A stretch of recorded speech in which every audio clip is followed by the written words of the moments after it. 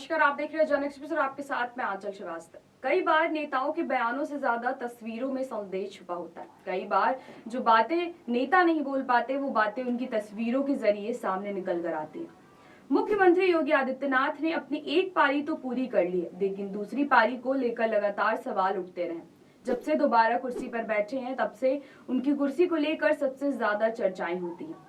ये चर्चाएं तब और होने लगती हैं जब केशव प्रसाद मौर्य और ब्रजेश पाठक दिल्ली जाते हैं और उसी के आसपास मुख्यमंत्री योगी आदित्यनाथ का भी दिल्ली दौरा लगा होता है। हालांकि कई बार इस तरह के दिल्ली दौरा और उसके बाद यूपी में सत्ता परिवर्तन की सुगबुगाहट को सिर्फ मीडिया में उपज बताया जाता है, लेकिन ऐसा भी नहीं है कि बीजेपी के अंदर खाने उठापटक नहीं चल रही हो। पिछली बार इसी दिनों में जब केशव प्रसाद मौर्य दिल्ली गए थे और उसके बाद योगी आदित्यनाथ का दौरा लगा था तो पूरे सप्ताह यूपी में सियासी उलटफेर को लेकर खबरें चल रही थी, लेकिन मामला बाद में शांत हो गया। इसका एक कारण ये भी है कि हर साल कहीं ना कहीं किसी राज्य में विधानसभा के चुनाव हुआ करते हैं और भाजपा योगी को हटाने में हिचकिचाती भी है, क्योंकि भाजपा को पता है कि योगी अब एक ब्रांड बन चुके हैं और भाजपा के कोर वोटरों में योगी अपनी जगह बना चुके हैं। लेकिन भाजपा आलाकमान की तरफ से जब भी ऐसा सोचा जाता है तब योगी की छवि सामने आकर खड़ी हो जाती है। लेकिन इस बार फिर से केशव प्रसाद मौर्य का दिल्ली दौरा और उसके बाद दिल्ली दरबार में योगी की हाजिरी ने फिर से यूपी में सत्ता परिवर्तन को सुगबुगाहट दे दी है। इन सब बातों पर चर्चाएं तब और तेजी से शुरू हो गई जब भाजपा में अंदर खाने कलह पूरी तरीके से सतह पर आ चुकी है। जिस तरह से हाल ही में मॉनसून सत्र के पहले ही दिन उपराष्ट्रपति जगदीप धनखड़ का इस्तीफा सामने आया, उसने यूपी में सत्ता परिवर्तन को लेकर नई बहस छेड़ दी है। लोग सवाल उठा रहे हैं कि क्या अब केशव प्रसाद कुर्सी पाने में कामयाब हो जाएंगे? क्या 2017 में कुर्सी पाने से चूके केशव प्रसाद मौर्य का अब यूपी के सीएम की कुर्सी पर बैठने का समय आ गया है?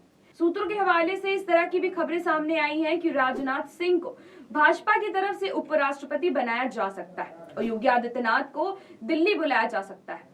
योगी आदित्यनाथ अब करीब 7 साल मुख्यमंत्री रह चुके हैं और देश में चर्चित चेहरा भी हैं। इसीलिए भाजपा आलाकमान उन्हें केंद्र की राजनीति में ला सकता है, लेकिन खुद यूपी के मुख्यमंत्री के तौर पर शायद योगी आदित्यनाथ लखनऊ छोड़कर दिल्ली जाने में दिलचस्पी नहीं दिखाएंगे। योगी को भी पता है कि अगर एक बार उनके हाथ से यूपी के सीएम की कुर्सी गई तो फिर दोबारा मिलने वाली नहीं है। दूसरा, दिल्ली में उन्हें कई प्रतिद्वंदुओं से मुकाबला करके अपने लिए जगह बनानी होगी और दिल्ली में जब तक मोदी और शाह की जोड़ी सक्रिय है तब तक कोई गुंजाइश भी नहीं है और हो सकता है कि अगर इंतजार लंबा करना पड़े तो ब्रांड योगी धूमिल भी हो सकते हैं।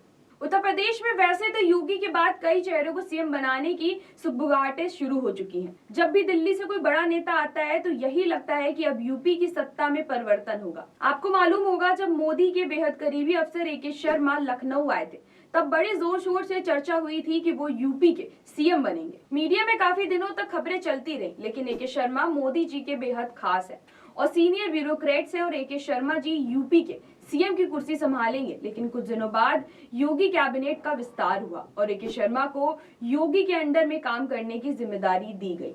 श्रीकांत शर्मा वाला विभाग ए.के. शर्मा को दे दिया गया।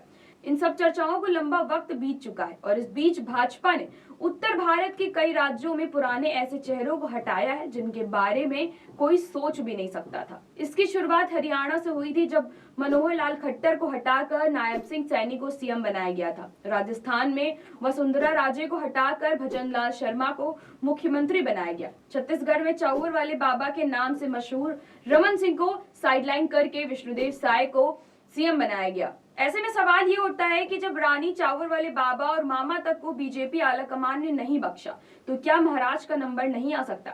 वैसे इस तरह की खबरें भी बीच बीच में आती हैं कि अमित शाह और सीएम योगी में 36 का आंकड़ा रहता है। इसके साथ ही अभी यूपी में पुलिस भर्ती को लेकर नियुक्ति पत्र वितरण समारोह जब हुआ था तो उसमें गृह मंत्री अमित शाह केशव प्रसाद मौर्य को अपना मित्र बताकर गए थे और इसके बाद से केशव प्रसाद मौर्य का दिल्ली दौरा और अमित शाह से मुलाकात करना कई सारी चर्चाओं को जन्म दे रहा है। केशव प्रसाद मौर्य को गृह मंत्री अमित शाह का काफी करीबी माना जाता है। केशव प्रसाद मौर्य को भी लग रहा होगा कि अगर बीच में सीएम बन जाएंगे तो ठीक है, वरना 2027 का तो पता नहीं, सत्ता मिले ना मिले कौन जाने। इसीलिए केशव प्रसाद मौर्य यूपी के सीएम की कुर्सी हासिल करने के लिए पूरी जोर आजमाइश तो लगा ही रहे होंगे।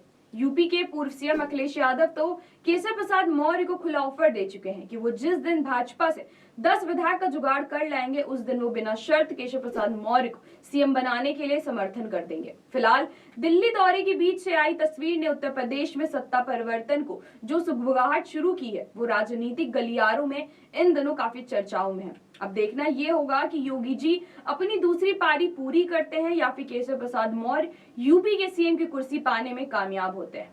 फिलहाल ऐसी ही देश और दुनिया की बड़ी खबरों पर नजर रखने के लिए आप जुड़े रहिए जन एक्सप्रेस के साथ। नमस्कार।